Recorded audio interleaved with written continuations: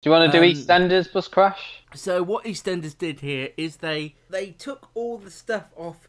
There's no pictures of this online for sites like ours. There's no previews for us to watch. But then they sort of told you there was going to be a bus crash all the way through that episode until there was a bus crash. Well, I thought they signalled it the day before Fridays, at the end of Friday's episode, when Kim said something like, "You're dead to me." You're dead to me. The problem is EastEnders goes out of the square so infrequently that as soon as they do, you go, "Oh, something's going to happen here." It lacked any real impact for me at all.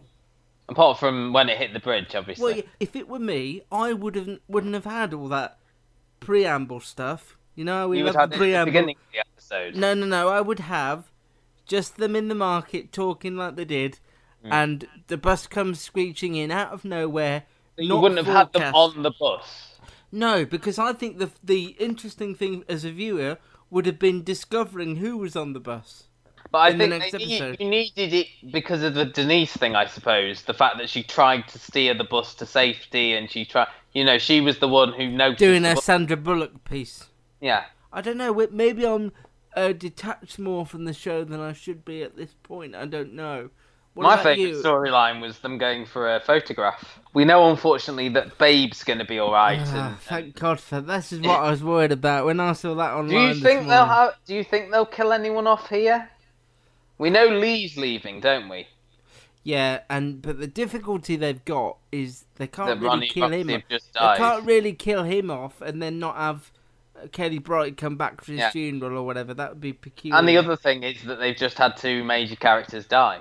I think someone's probably going to end up in a wheelchair rather than anyone. They've already got 3 wheelchairs on the square if that happens. Have they?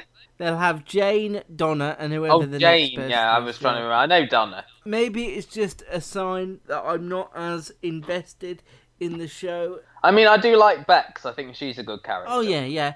And I feel a bit bad for Tilly Keeper, who plays Louise, because I don't think they've ever given her anything to do. It feels too soon to do something like this when you've got still Jack moping around, trying to...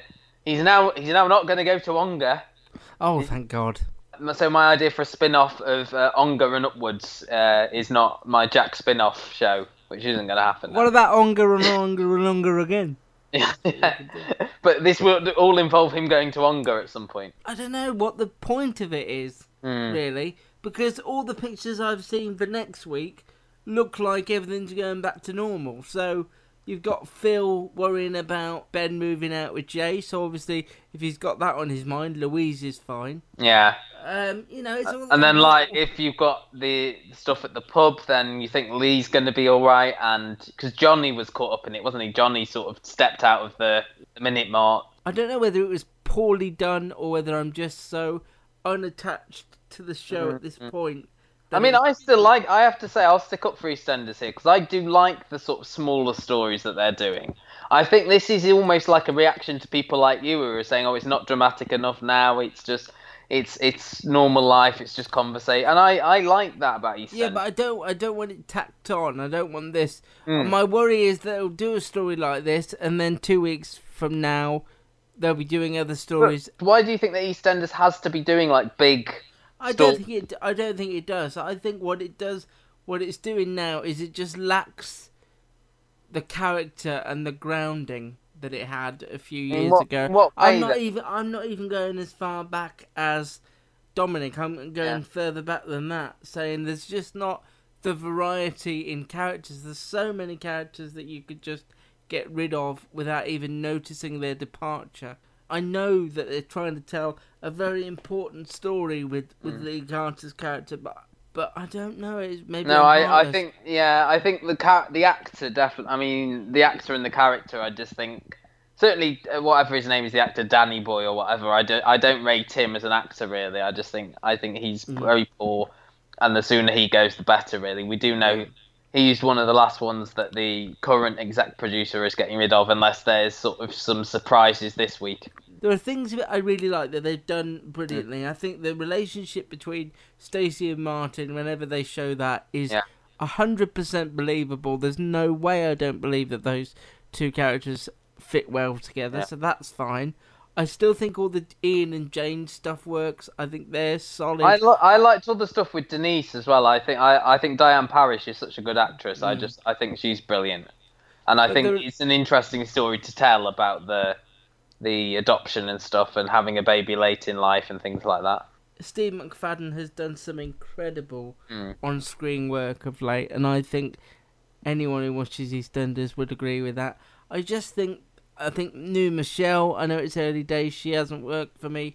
I don't think they had a proper plan for Kathy. I don't know why. No, I agree with that. There. I just wish the characters had a bit more depth to them now. It's one of those things where, as you say, like a new executive producer comes in and he's got his favourites, I suppose, and people like, the Carters and people like that on top of his agenda because they were big with the previous executive producer. And that's the thing about a show like EastEnders, where you have the same person like working on it for 2 years. When that person leaves, there's a reshuffle, and I think we're still in that reshuffle period at the moment. And I don't think they've done a very good job of the Ronnie and Roxy stuff, because it's like the only person that really cares is Jack, and I didn't really believe that. For nobody's really paying close attention to the fact that they've gone, but I suppose that's the current exec's way of saying sayonara, girls. I didn't care. Don't really care about it. Never liked you. The way they died was such a, and sorry, this is going to sound like a pun here, but a damp squib. That it wasn't a pun. That was love. That was the nicest unintentional pun. It was just, oh no, they're both dead in the swimming pool.